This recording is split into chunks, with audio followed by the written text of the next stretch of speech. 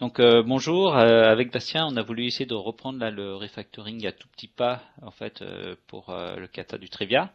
Donc on va vous montrer une nouvelle façon de faire avec vraiment du parallel change. Voilà, on va vous montrer ça un peu plus en détail. Donc on est dans l'état où en fait on a déjà créé la classe player et on a envie en fait de pousser ce concept de burst dans player. Donc on va déjà lancer les tests pour montrer que on a bien les tests qui passent au vert. Et en attendant, je vais chercher aussi où se trouve l'utilisation de parse. Voilà. Donc les tests sont ouverts. Donc là, en fait, là c'est la méthode où on incrémente, en fait, on ajoute un coin. Donc on va extraire la méthode en ajoutant le coin. On replace partout. OK. Et cette méthode, en fait, ce qu'on voit ici, c'est qu'en fait, elle fait deux choses avec le plus plus. Elle fait l'incrément et elle fait une affectation, un set, en fait, sur le parse du current player. Donc, pour le rendre bien visible, on va le casser en deux avec le refactoring automatique. Et on voit que là, on a le increment. Donc, on va l'extraire. Increment coin. Voilà. Et on a le set de l'égalité. Voilà. Très bien. Donc, ce qu'on a envie de faire là, dans le refactoring, dans le parallel change, on veut montrer justement qu'on fait deux choses en fait de façon parallèle. Donc pour ça, on va chercher le current player et on va introduire justement ce concept de coins dans le current player. Et ce qu'on veut, c'est on veut lui incrémenter le coin. Ok. Donc là, il suffit avec le refactoring automatique d'ajouter en fait le field du coin, le concept coin. Voilà. Donc là, on voit bien qu'on a de façon parallèle les deux. Il y a une chose là qui nous embêtait quand on avait fait le refactoring, c'est qu'on voit en fait qui est pas visible, c'est qu'il y a une dépendance entre ce set en fait ici et le get là qui est là. Et donc du coup, on va vouloir avant de déplacer le addCoin casser cette dépendance, qui va nous simplifier les choses. Donc là, on va du coup extraire et rendre visible le get. Voilà. Donc on repasse sur l'ensemble. Et ici, on va refaire comme tout à l'heure, on va rendre visible en fait ce parallel change. Donc en fait, ce qu'on veut, c'est un return de current player.coins. Voilà. Donc là, je peux pas garder les deux en parallèle, en même temps, donc je vais le supprimer.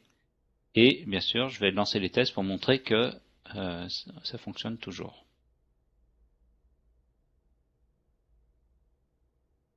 Donc voilà, ça passe toujours. Donc ce qui est pas mal, c'est que le coin là, le getter, il est bien indépendant. Et du coup, ça a rendu, là, on a cassé la dépendance entre le set et le get. Et donc là, normalement, on peut supprimer ce set, puisque là, on a tout passé par le current player. Donc on a déplacé les choses, en fait, dans player. Voilà. Maintenant, du coup, l'incrément de coin, on n'en a plus besoin. Donc on va inliner cette fonction. Et ce qu'on a envie de faire là, la dernière chose, c'est pour vraiment montrer qu'on a tout déplacé, c'est de déplacer le coin, et donc le getter, et à la fois l'incrément et le set. Donc là, pour faire ça, on va inliner ici pour avoir vraiment current player, pour être indépendant de la méthode get et de game. Et là, on va rajouter en paramètre le current player. Donc faut pas oublier de remplacer les deux occurrences, parce qu'on l'a juste après. Voilà, et donc là on a ça, et on va rajouter aussi ici le player en paramètres.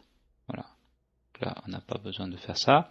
Donc maintenant, on n'a plus qu'à déplacer nos deux méthodes dans player. Donc ça, il peut nous aider parce qu'il voit qu'il faut le mettre dans player. Et on va le faire pareil sur addCoin.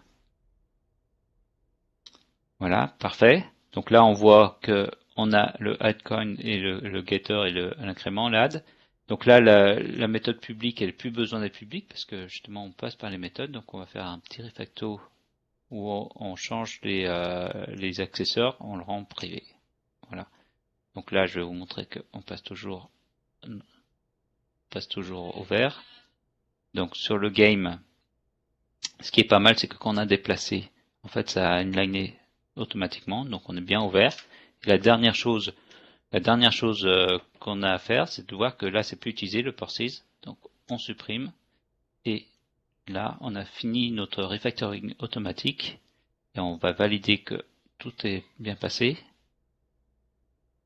Et ce qui est super chouette, c'est qu'on a vraiment fait ça à tout petit pas et que c'était beaucoup plus simple. Ce qu'on a appris là, dans nos expérimentations Bastien, c'est qu'il vaut mieux, en fait, avant de déplacer les méthodes, vraiment casser cette dépendance entre le setter et le getter et qu'après ça simplifie vraiment les choses. Donc là, c'est super chouette.